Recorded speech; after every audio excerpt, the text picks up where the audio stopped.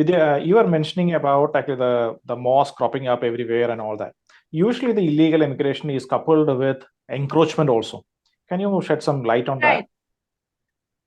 Yeah, true. Yes. I'll take some time to explain this problem. So before going into the details of this problem, land encroachment, I would like to bring to the attention of our audience as to how these illegal immigrants from Bangladesh, they are working with a well-formulated agenda, a well-planned modus operandi for land grabbing and land encroachment. And this agenda, this modus operandi involves different methods of acquiring land. So sometimes they legally purchase land. Sometimes lands are purchased outside of the official procedure. In a majority of the cases, however, lands are encroached upon illegally.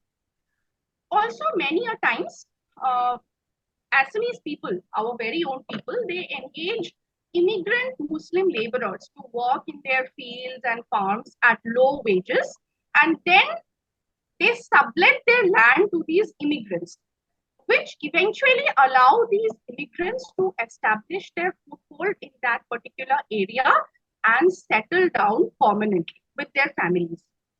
Indigenous people, the indigenous Assamese people, sometimes they also mortgage their lands to these same immigrants.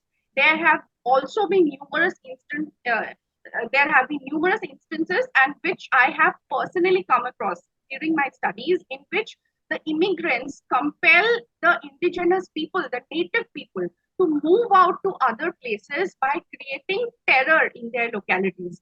And this terror can take numerous forms, the most common being robberies in Hindu homes, harassing Hindu girls and women. And most importantly, these people have money. They are any day ready to pay any amount of money in return for land. It is already a known fact that, you know, finance is made available to them through several Islamic fundamentalist groups. Even petrodollars from the Middle East are suspected to have been playing a significant role.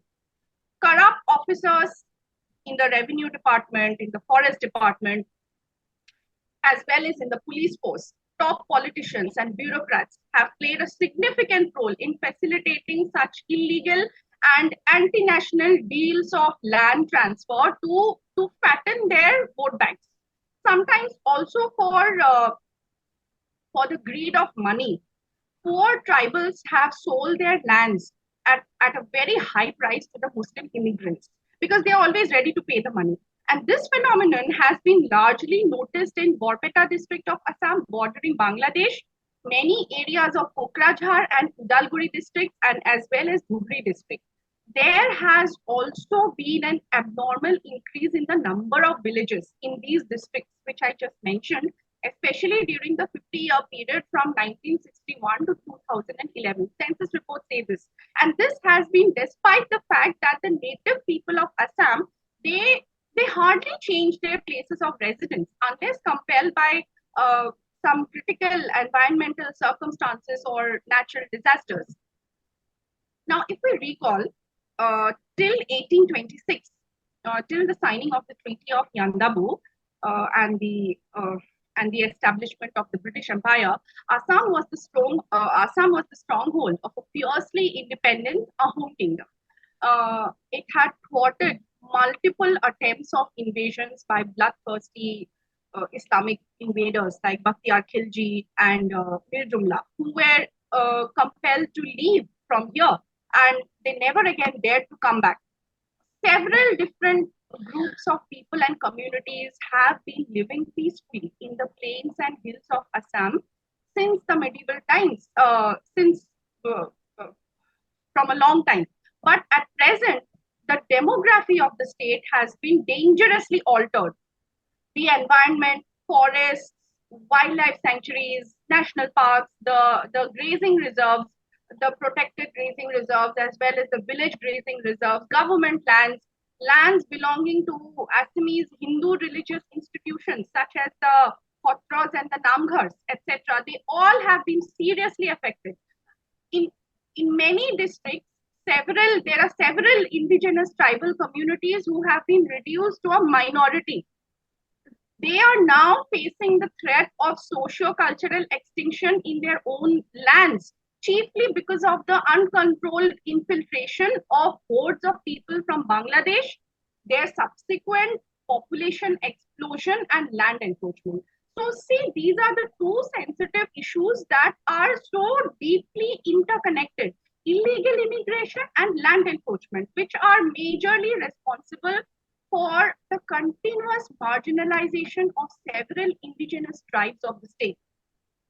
And besides land encroachment by illegal immigrants, natural calamities also like floods, erosion, siltation, etc. They have placed enormous pressure on the available land, which is already sparse.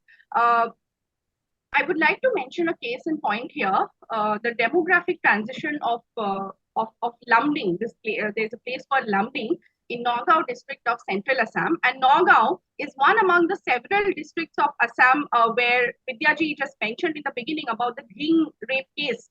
So Dhing is a place in Nagaon district, and this district, Nagaon district, has severely borne the brunt of the state's demographic problem. I'm talking about this place called Lumding in Nagaon district. If you see the census of 1901, 31% of the population of Lumding consisted of Hindu Dimasa tribes. But today, as of today, census data barely finds any count of these same tribes in the district. So the question is, where did these people go? Either many of them, they got wiped out completely, or for the safety of their lives, they moved out with their families to other districts as a result of the increasing pressure on their land and resources by the incoming immigrant population. A few years back, I remember a leading Assamese newspaper, I'm forgetting the name right now, it had reported that out of some more than lakhs, 1,44,000 voters in Lumding constituency, only 10,000 were Hindu Dimasas. And even this name, the name of this place, Lumding, it is rooted in the Hindu Dimasa language. Lumding was once the traditional homeland of the Dimasas. But today, it is chiefly dominated by a non-indigenous population of immigrants. The natives were not just stripped of their land rights, but they have also been rendered economically vulnerable. As a result of their economic vulnerability, they have become politically insignificant. So, sadly, not a single Dimasa person has represented the constituency till date. If we also go back into history and check for the historical meaning and origins of the names of many places in Assam which are now absolutely Muslim dominated, especially in the crucial Nagaon district of Central Assam, like Hojai, Jamunamukh, Rupohi, Dhing, etc. When we go into the history of the names of these places, they all have a Hindu origin. But at present, these places, they are under a severe demographic stress. And Hindus who prefer to choose silence, rather than engaging themselves in an honest debate on this issue, have failed to realize that it is this same silence which has indirectly helped nurture a political vote bank based on selectively ignoring the long-term consequences and socio-political implications of the problem of immigration and demographic change.